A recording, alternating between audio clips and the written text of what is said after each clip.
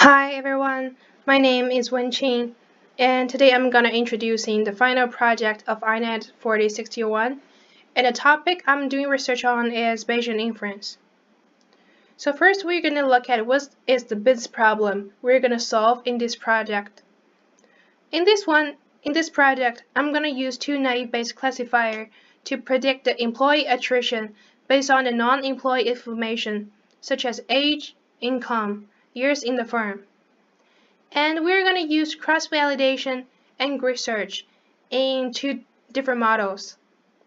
The dataset I'm using is retrieved from a package called rsample in R. Before we step into the model, we're going to first look at some concepts, such as what is Bayesian theorem, what's Bayesian inference, what's naive-Bayes classifier, and what is the advantage and weaknesses of them. It is important to know the Bayes theorem first, because Bayes theorem allows us to use some knowledge or belief that we already have to calculate the probability of a related event. For example, if we want to find the probability of selling an ice cream on a hot and sunny day, Bayes theorem gives us the tools to use prior knowledge about the likelihood of selling ice cream on any other type of day, such as rainy, snowy, windy.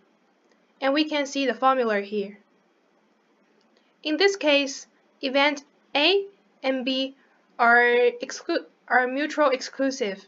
Basically means the probability of event A and B happening, they are not affecting each other. So what is Bayesian inference? From what we learned in class, we learned that statistical inference is a process of deducing properties about a population or probability distribution from data. So Bayesian inference is therefore just a process of deducing properties about a population or probability distribution from data using Bayes theorem. And naive-Bayes classifier are a very simple but useful application of Bayes inference. So we're going to focus on naive-Bayes classifiers in this case. A simple example I can think about using naive-Bayes classifier could be if we want to predict whether a student can pass or fail on the final.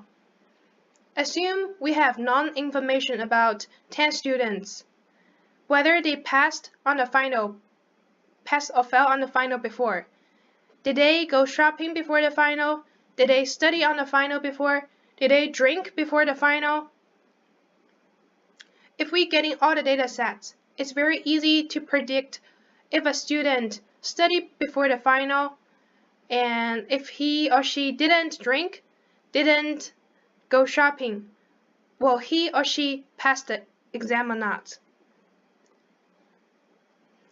So, talking about the advantage of the naive-Bayes classifier, first is it's very simple to understand, and it's also easy for computer to process. It works pretty well with small amounts of training data, and also it scales well to the large data sets. However, the greatest weaknesses of it is that it relies on often faulty assumption of equally important and independent feature, which results in biased posterior probabilities, although it's not frequently happen in reality. Overall, although on average, a naive-Bayes classifier cannot compete with the accuracy of advanced tree-based methods such as random forest and gradient boosting methods, but it's definitely worthwhile to learn. Now we move to the case study, the employee attrition datasets. First, we want to look at the datasets. We can see that there are 30 variables in the datasets, and there are information about 1,417 employees, which includes their age, their income, which department they're in, their education background, their gender, and it is noticeable there are some categorical variables are stored as integer. So we need to convert those variables into factors first. For example, job levels is stored as integer here, but which is supposed to be categorical variable, same as stored option level. So here, we first convert those numeric variables to vectors, and then we split the data sets into training and testing data sets. First, we want to look at whether the data set is balanced or not. And it's interesting to see that most employees choose to stay in the firm, which is exactly like what we have think about. And a few of them choose to leave the firm. And we need to think, should we need to keep the data sets as balanced, or should we as unbalanced, or should we do some data pre-processing to make the data set to be balanced before we apply the model?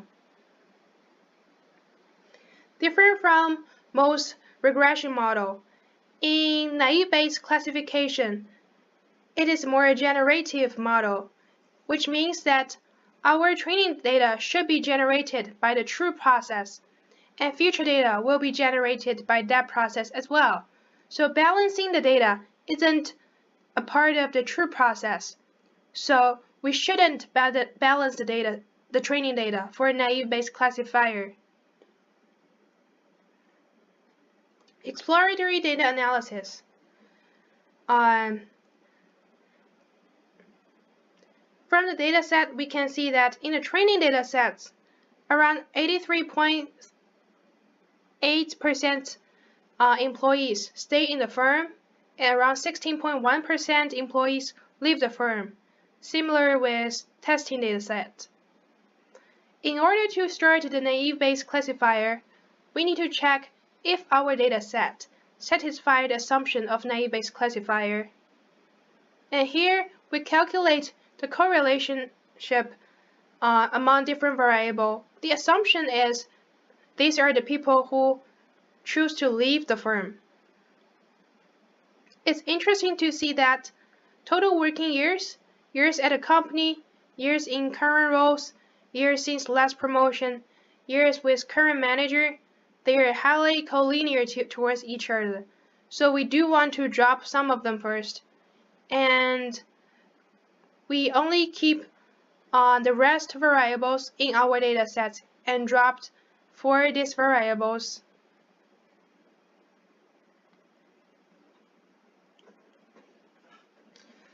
Now we go to the model session.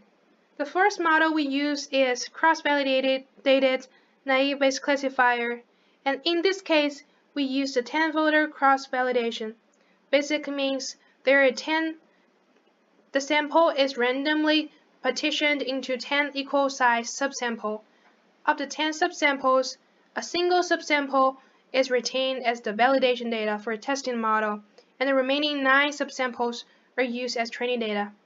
The cross-validation process is then repeated 10 times, with each of the 10 subsamples used exactly once as the validation data. The 10 results can be averaged to produce a single estimation. The advantage of this method over repeated random subsample is that all observations are used for both training and validation, and each observation is used for validation exactly once. So here we put features of the training datasets into X, and Y is the attrition column of training datasets. And then we set up the 10-folder cross-validation. And the method we use here is naive Bayes classifier. From the confusion matrix to measure the performance, we can see that the accuracy is only 83.11%, which is even lower if we just simply apply the majority rule into our original dataset and predict all the employees will stay at the firm. So we definitely want to increase our model. So in the second model, we use the grid searching. So first of all, what is grid searching? Grid searching is the process of scanning the data to configure optimal parameter for a given model. it is noticeable that it's very computationally expensive, and it takes me a quite long while to run the codes because it will build a model on each parameter combination possible. Basically means it will iterate through every parameter combination and store a model for each combination. So in the first step, we're gonna set up the tuning grid. We use the use kernel here, which is the parameter allow us to use a kernel density estimate for a continuous variable versus a Gaussian density estimate. Since there are only two types of response for attrition, true and false, so use kernel is a factor with true and false. And in this case, we use the Laplace smoother. Why we need to use it here? Because Laplace smoother adds a small number to each of the consts in the frequency of each feature, which ensure that each feature has a non-zero probability of occurring for each class. And the bandwidth is from 0 to 5, which is separated with each grid with the length of 1. Now we start to train the model. X and Y is same as the above model, and we still use naive Bayes classifier, and we still use 10 folder cross-validation. Now we are using the search grid with pre-processing, with data pre-processing steps. We normalize the data with box Cox, and we standardize the data with center scaling. And lastly, we reduce the dimensions of datasets using principal component analysis. Hopefully, we can increase the accuracy of our prediction through data pre-processing. And then we pick the top 5 model from our grid search, which is in a descending order of accuracy. We can see that on the top model, the best model has 87.37 accuracy rate, which is 4% better than using majority rules of our initial datasets. We can see the performance is better than Gaussian naive Bayes classifier, as we can see its green line. So on non-parametric, it's green line here. The red line is the model with the best performance. We also can see the accuracy rate in confusion matrix here, 87.38%. However, when we look at this model, it is interesting to see that the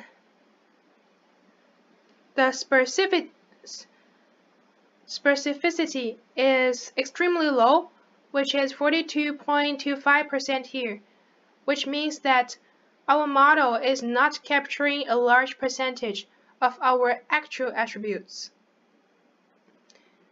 However, comparing to simply apply the majority rule, the accuracy rate increased from 83.87% to 86.14%, which is slightly better. So, in conclusion, we can see that grid searching and data pre-processing is quite helpful in naive Bayes classifier.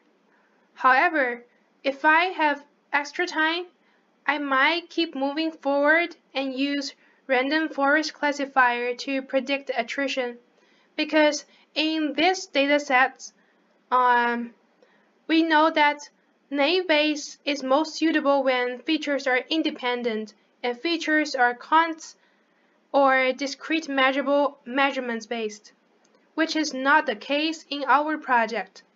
However, random forest is almost non-parametric, and It works pretty well for all types of data, no matter it's numeric, cardinal, or ordinal. So my assumption is that the random forest classifier will have higher rate of accuracy comparing to naive Bayes classifier in this dataset.